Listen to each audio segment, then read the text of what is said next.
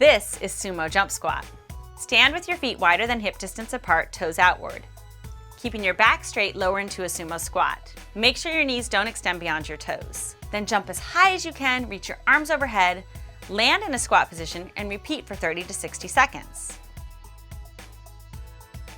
Here's how to do alternating lunges. Begin with your feet hip distance apart. Step your right foot forward about 2 feet and lower into a lunge. Make sure your knee doesn't go past your ankle. Drive your body off the ground and switch the position of your legs in the air.